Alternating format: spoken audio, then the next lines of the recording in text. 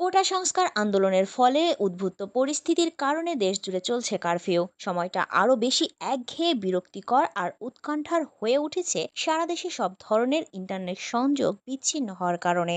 ইতিমধ্যে সারা দেশে পরীক্ষামূলকভাবে ব্রডব্যান্ড ইন্টারনেট চালু করা হলেও এখনও বন্ধ রয়েছে ফেসবুক ও টিকটকের মতো জনপ্রিয় দুটি অ্যাপ। তবে কবে এই দুটি অ্যাপের সেবা পাওয়া যাবে, এমন প্রশ্নই এখন ঘুরছে সবার মনে।